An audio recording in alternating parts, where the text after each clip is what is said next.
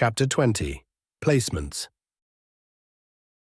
Kai walked down to an open field. He was wearing a training uniform provided by the school. Minor enchantments were woven inside the cloth, providing protection comparable to hard leather.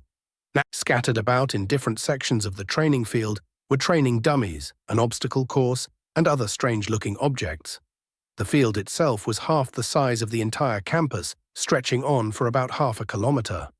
A group of students nearing 50, both male and female, were already on the field huddled together before a much smaller group of adults. As he drew near, eyes began to take note of him, some giving him a hard glare, while others merely glanced his way before dismissing him. It made him uncomfortable to be stared at like this.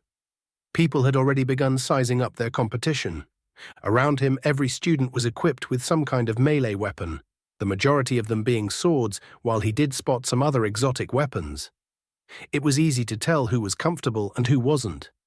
Some students radiated confidence, just standing there, while others had nervous tics, like constantly looking around at the others or shifting about. Closing his eyes, he felt the warm air blow across his face and hands.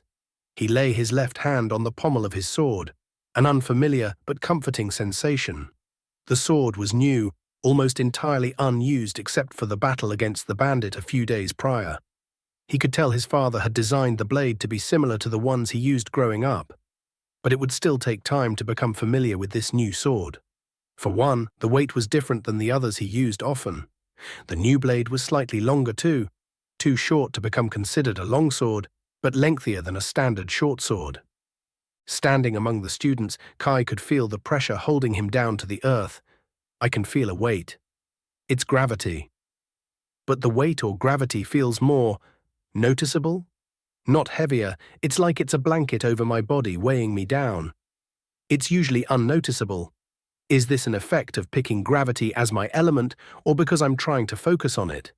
Am I even making sense? "Good morning, class," a booming voice called out above all the chatter. The voice came from one of the largest men Kai had ever seen. Easily over 7 feet, he stood ahead over even his fellow teachers. But it wasn't his height that made him stand out. It was his immense muscles, like a bodybuilder that didn't know when to stop. His biceps were easily the size of Kai's torso. "I said good morning," he yelled even louder. "Good morning, instructor," screamed back the entire class. "Better, I thought for a second I was going to be teaching some undead shitbags." He nodded once. "Now on to business. I am Sven, lead melee combat instructor of the Ashbourne Academy. Some ground rules before we begin our melee combat training. There will be no unsupervised fights at all. Magic will not be permitted during any fight, unless in a life-saving emergency or until the second half of the year in fights against instructors only. I repeat, this is a non-magic class for the next 5 months. He gave the students a hard glare. What happens on the field will stay on the field. I don't care if you get your ass kicked so badly it hurts your feelings and your ancestors' feelings. Cry, whine, and pout all you want. But whatever happens during this class will stay in this class. Understand me?" His tone turned dark, with a slight edge to it. Kai had a feeling that some students would still bring their grievances off the field. A chorus of yes and agreements rang out. The energy in the class changed. "Today we will be testing your melee combat ability. All I want to see today is you try your best so we can accurately place you in a group of equally skilled peers. We need to separate you all into groups so you may receive training equal to your skill level. Your stats will make no difference in our criteria when we are evaluating you. When Instructor Fervor calls your name, I would like you to approach the designated area. You will spar with me using whatever weapon you feel most comfortable with. You will fight with everything you have during your examination. You will not be hurt. Well, I may hurt you a little during the examination. I only intend to push you so we can gauge your skill level. If anyone has any questions, now is the time," Sven said. "Is any weapon fine?" a student asked. "Yes, but only if it qualifies as a close combat weapon. If you're using a bow or other ranged weapons, then this is the wrong class," Sven said as he made sure that everyone had a proper weapon for the class. "Can we move up after we are placed in a group?" the student next to Kai questioned. "Of course, if you show improvement, it is possible to move up to a higher skilled group." What criteria you are judging us on? Jason Grell asked. Kai suppressed a groan. He hadn't seen Jason in the sea of students, but now that he heard his annoying voice, he hoped to avoid him. You don't need to know that. Just go into the ring and do your best, Sven denied. Let's start. Bradley Hammond to the ring, came a female voice near Sven. A student at least a foot smaller than Kai's 6 feet walked into the dirt cover ring. He held a spear with a wooden shaft that stood comically twice his height. There was a little bit of sweat dripping down his face, and he gripped the spear so tightly that his knuckles were turning white. If his body language was anything to go off, he was anything except confident and in control. Instructor Sven stood already waiting inside the large flat dirt ring. Appearing in his hand was a short sword of dark grey metal with a strange ghost-like appearance to it. The etherealness shifted about, making some parts of the sword partly transparent. It was like a ghost, and metal had been combined and forged into a sword. The first move is yours, the instructor spoke loudly after the student had stood frozen for 10 seconds, doing nothing. The student Bradley gulped. He cautiously approached the instructor, shifting his feet across the ground without lifting them up. The rest of the students remained silent, everyone eager to see the abilities of their fellow classmates and the teachers. At 9 feet away from the teacher, Bradley pulled his spear back and thrust forth at center mass. Shifting his body, the instructor sidestepped, easily dodging the thrust. His short sword stabbed forth, stopping an inch away from the student's face. After 2 seconds of comprehension, Bradley unfroze and reacted. Falling back on his bottom, his spear falling to his side, students began laughing at the scene. You will be assigned to Group E, Sven said, his face giving no reaction to the mess before him. The student Bradley looked crestfallen. Sir, I can do better. Please just give me one more chance. No, you only get one shot here and on the battlefield. You either make the most of your opportunity or die. Next, Sven said, no longer paying attention to the tearful student. A dozen more students passed, all doing better than Bradley, receiving grades between B through D, with only one student receiving an A. His performance was the best of the evaluation so far, being able to hold his own for the longest and display his techniques. Next, Nicholas Gilmanash, Sven called out. Instantly people began chattering and whispering, it's the prince's turn, and I wonder how he's going to do. Wow, he's already in the forging realm, a student said with awe. No shit. His birthday was over half a year ago, and his family obviously knows the best spots to level. To say Kai was surprised was an understatement. The person he had talked to yesterday after the Jason Grell incident was none other than the 12th prince of the Ashbourne Kingdom. He looked supremely confident as he strolled into the ring. Holding out his hand, a massive greatsword appeared, with the handle materializing in his hand. The sword was a massive blade, nearing 2 meters. Its grey metal looked dull compared to the beautifully glowing blue runes etched onto its side. The massive sword didn't look awkward at all in the hands of the large student. Taking a stance, he held the blade diagonally across his body, prepared to react to any attack that may come his way. Nicholas's face was one of concentration as he stared unblinking at the instructor. A smile came to Instructor Sven's face. I have trained some of your siblings in the past 50 years. Not one has disappointed me. Don't you be the first. With that, the instructor made the first move for the first time today. He flew across the field faster than anyone had moved yet. Kai could barely keep his eyes on the instructor as he seemed to almost teleport across the 20 feet. A series of blows were exchanged immediately, Nicholas on the back foot as Sven pushed him back. Sven's smaller sword moved faster as he unleashed a barrage of swings at the defensive prince, not giving him any room to counter. Sweat began dripping down the side of the prince's face. After 5 minutes of non-stop fighting, his movements began to slow and become messy. The huge stat advantage and combat experience of the instructor proved too much for the prince as his greatsword was finally knocked away. Kneeling, the prince bent his head down as he took large breaths, trying to regain his energy. Sven held out a hand to the prince, who looked conflicted but accepted the gesture, pulling him up to his feet. Nicholas, Group S. You did well, son, Sven said, patting him on the shoulder. Nicholas only nodded. His face was blank and expressionless. The instructor had been pushing every student during their fights, but no one else had been pushed as far as Nicholas. Next began another series of trials and bouts. A young woman named Ashley Morey proved to be the best of the students since Nicholas entered Group S with her absolutely masterful spear techniques. She kept the instructor at a distance, doing her best to not allow him to close the distance within his sword range, even though he was very capable of doing so. Her footwork was so graceful, as if she was gliding on the field. She appeared unbothered by the bout, her breathing completely normal. Morey? That name seems familiar.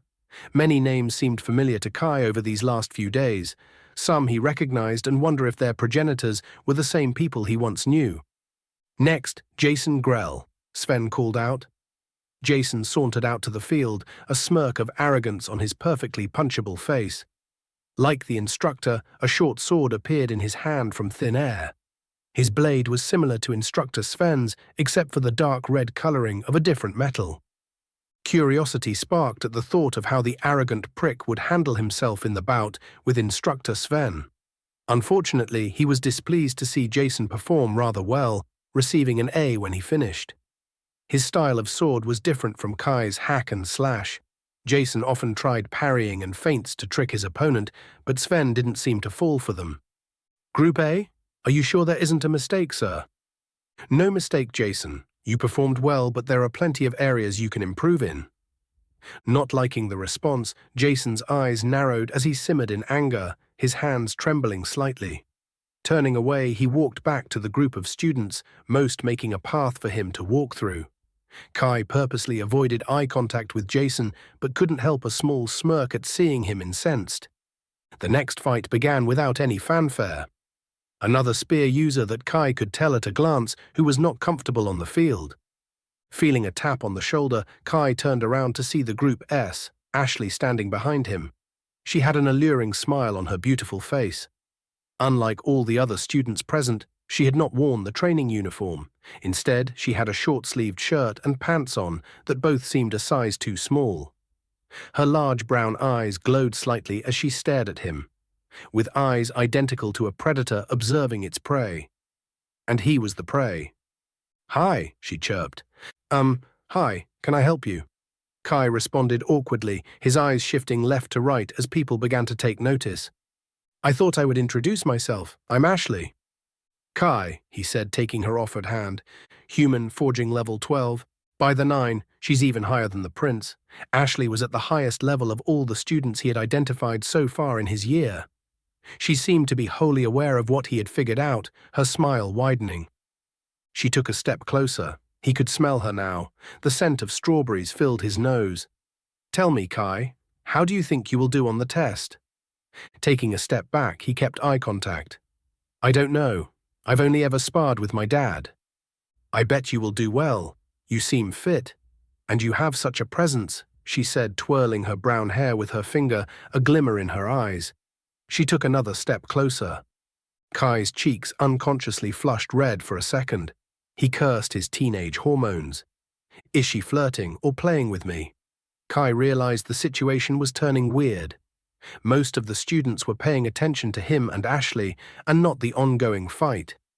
A few were even openly glaring at him, jealous of the fact that she was talking to him and not them. "Easy, Ash. Can't you tell he's uncomfortable?" Nicholas said, walking over to the two. "I hate it when you call me that, Nicky," she said, giving a cute pout. Kai stood awkwardly to the side as the two started bantering back and forth. Finished with their banter, Nicholas turned to Kai. "I'll have to apologize for this one. She's a natural flirt and used to getting her way." He grabbed her wrist and started dragging her away. "Come on, Ash, leave the poor guy alone." Breaking free, she suddenly grabbed and wrapped her arms around his own, effectively attaching herself like a parasite to him. "No, Kai and I are friends now," Ashley claimed, sticking her tongue out at Nicholas. "You'll have to excuse her. She has single child syndrome and doesn't get told no enough." Nicholas shook her head with an exaggerated sigh. "I don't think that's solely limited to single children. My youngest sister also gets her way all the time." Kai lightly smiled. It hadn't even been a week, but he already missed his sister and his family. "Well, I'm the youngest and I don't get my way," Nicholas joked. Both Kai and Ashley laughed at that. "Prince Nicholas and Lady Ashley, it's a pleasure to see you both again." the bane of his current existence at school said as he strolled up to the group. "Fuck off, Jason," Ashley spat without warning, her eyes slits as she shot him a venomous look. Kai coughed. "I'm in love," he joked inside his head. Jason's eyes darkened for a second. Kai covered his mouth with his hand, hiding his shocked cough, which didn't go unnoticed by Jason as his fierce glare focused on him before shifting back to Ashley. "Don't be like that, Ashley. We are both nobles of this kingdom and our families are old friends. You should have thought about that before you touched my ass, you slimy piece of shit. My grandfather would have killed you if I didn't convince him that you weren't worth the trouble of hearing your father cry to the king," Ashley hissed, clinging tighter to Kai's arm. "I said I was sorry. It was an accident," Jason claimed. "Nicholas, please talk some sense into her." "Can't help you, Jason. I don't want to get involved." "You heard him. Now scram. This is for Group S people only." Having struck a nerve, he raised his hand briefly before thinking better and lowering it, eliciting a knowing smirk from Ashley. Kai took a step forward instinctually in case Jason had tried to hit Ashley, not that she needed his protection when she was at a higher level than both Jason and Kai combined. "Then what is this commoner trash doing here?" Again, Kai's action didn't go unnoticed by Jason. "Don't worry about it. He's fine where he is. Besides, I bet he will do better than you. Now, you need to get lost. I'm tired of repeating myself," she made a shooing motion. "This waste? He's not even level 30 yet. I doubt he even knows how to fight." Jason looked insulted and enraged. Stunned, Kai was wondering how the hell he got stuck between these two. A thoughtful expression came over Jason's face. "How about a wager? You say this trash is going to do better than me. I know he won't. If the waste doesn't get graded an S, you will forgive me." Ashley scoffed. "Fine, but what if he makes S rank?" Ashley's response caused Jason to laugh.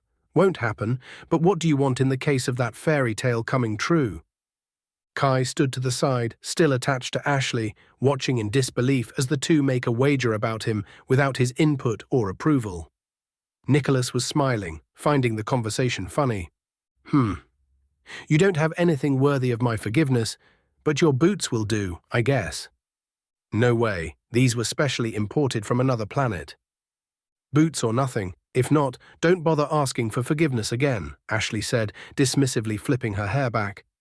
After a moment of consideration, Jason reluctantly nodded before sending a seething glare at Kai and walking off. "Boy, if he didn't like you before, he definitely hates you now," Nicholas smirked. "Kaismo Cineris," called the instructor at last.